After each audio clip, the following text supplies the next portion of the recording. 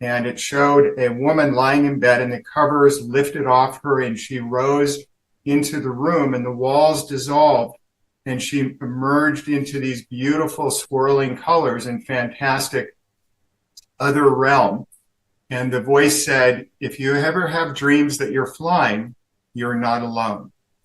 And until that moment, I felt very alone in my experiences. I felt very uncertain what they meant. And if I tried to share it with my parents, they would look at me, terribly uncertain. They would look through me, or maybe something was wrong with me. But in that moment, I understood that I wasn't alone. And it was very satisfying to know that other people had these experiences. And it set me on a journey to learn about myself.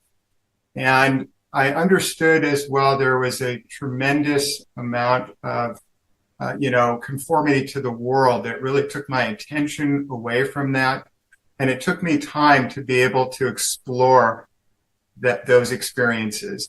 And a number of experiences that occurred would have been events where I found myself in other environments and other places where when I went into those worlds, I forgot about myself, my life as a boy named Stefan, and committed to them and felt that this, that this was who I was. This was the real me, having experiences in these other environments, and that the physical world that I would always go back to was a place that I was visiting. And yet I could feel disappointed in returning to my bed and at the same time happy to be back in my home with my family. These experiences eventually helped me shed light on the dream that I had. And I began to look at the dream as a past life memory. And it helped me come to terms with the events that developed during that lifetime. And I was not a happy person. And I had a wife and a child, and we were not happy. I was a soldier in wars, and I would leave for long periods of time into campaigns of warfare, and I would bring trauma home. And in some ways, the trauma afflicted my family. And to understand this period in my history helped me understand certain conflicts that were manifesting in my present life, and sadness or inexplicable feelings of anxiety that I really didn't understand. And I had terrible dyslexia. I had a hard time learning in school. And as I began to become reacquainted with this experience, it helped me to make a decision. And the decision was simple. I could either remain in a way fixated with the past and hold on to those experiences, or I could choose to let them go.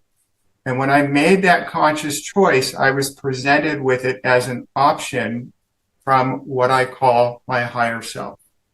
And higher self has many names, really, but I call it my higher self, my core essence. These are just labels, but this is what I consider to be my core essence. And I, by extension, am in essence as a human form. And my role is to split off from my higher self, to have experiences in various environments, and to sort of then report back to my higher self, directly or indirectly.